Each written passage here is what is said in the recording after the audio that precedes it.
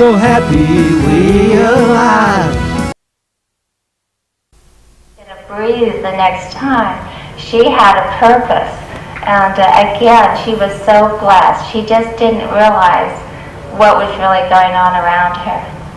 Now I find that people, when I come from Oregon and we have a wonderful law, I can give another card holder up to an ounce as long as they have that card. And it's perfectly legal. There's no buying, there's no selling.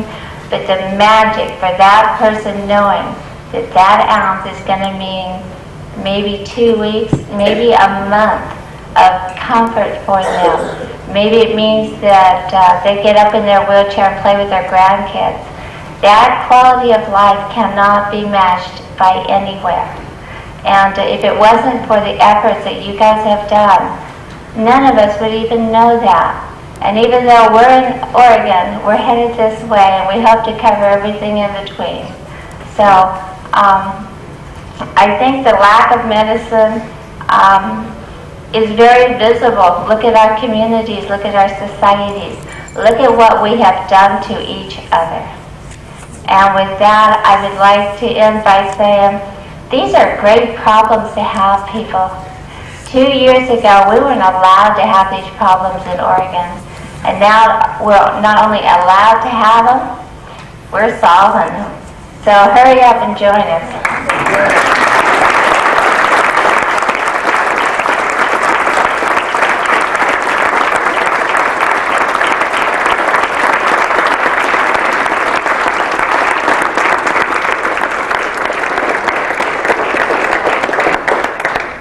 Thanks for the invitation, Stormy. I hope we can accept it soon. Now, the next speaker is Kitty Tucker, who was diagnosed with Hodgkin's disease some time ago in 1963. She was successfully treated for that. She graduated, after graduating, she did her undergraduate work in Wisconsin, and then she graduated from Antioch School of Law. She was admitted to the D.C. Bar. She was the coordinator of the Karen Silkwood campaign and coalition for a non-nuclear world. All these activists, you know, I mean. She directed the Health and Energy Institute, working to compensate radiation victims and prevent food irradiation. She, in the 1990s, she became disabled by chronic fatigue immune deficiency syndrome, CFIDS, fibromyalgia, and daily migraine headaches. She became a cannabis grower to cope with a constant severe pain. And in August of 1999, her daughter summoned the police after a parental scolding. Kitty is going to tell us a little about that experience.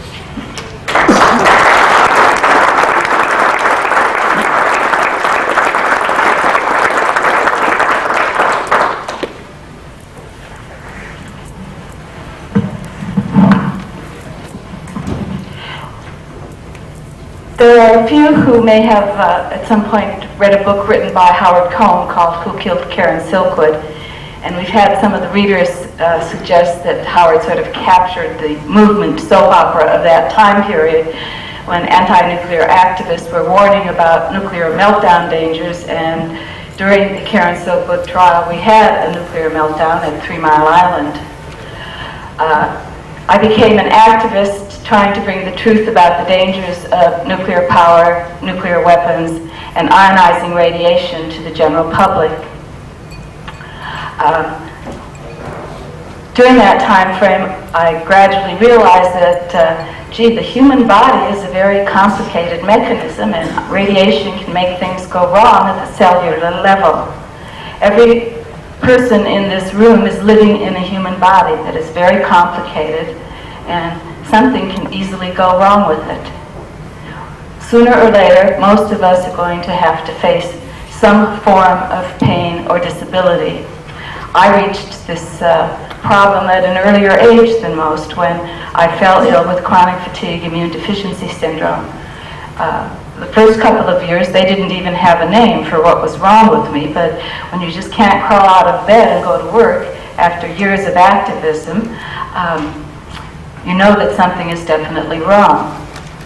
For me, marijuana was not a cure for my disorder, but it enabled me to endure the daily constant pain of the undiagnosed illness initially, and later the constant chronic headaches that come along with the chronic fatigue immune deficiency syndrome for many victims.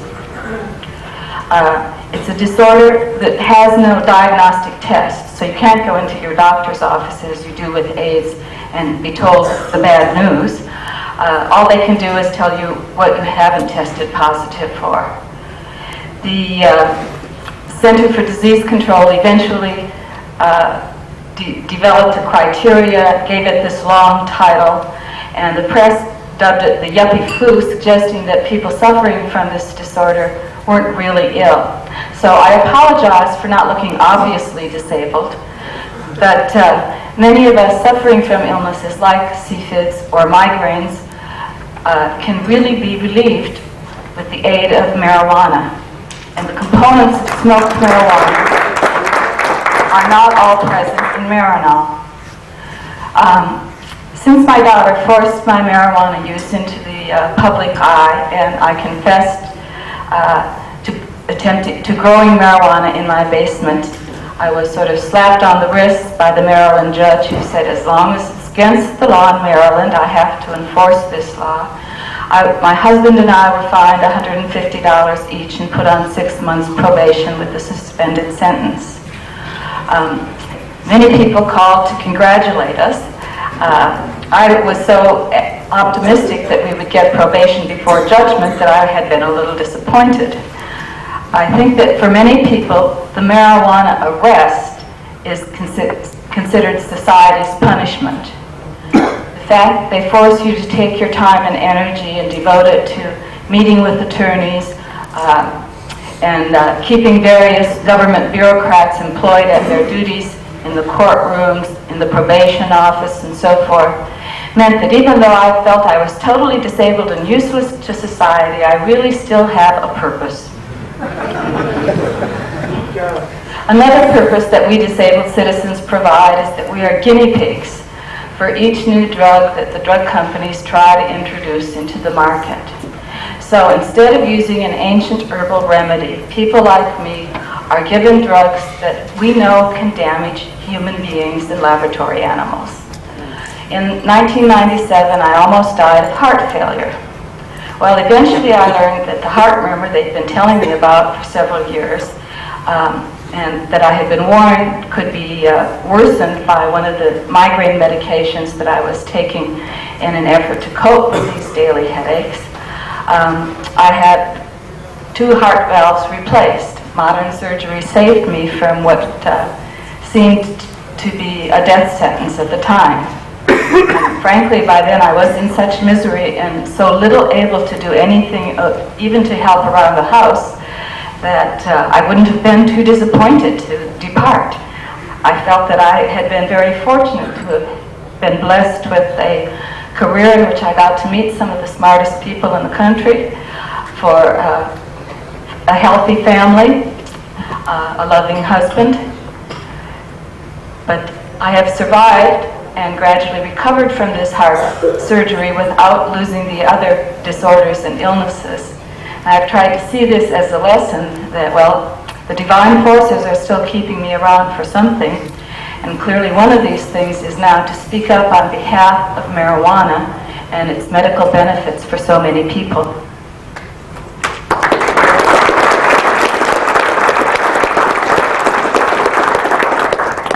In the 1960s and 70s, marijuana was the drug of choice for many. Marijuana is a relatively harmless intoxicant. We realized this in the 60s, and we compared it to the other government lies being told to us about the need for racial separation and integration in the South. We thought it was a lie and that we ought to change it, and we did. We thought the war in Vietnam was based on lies, and we thought we ought to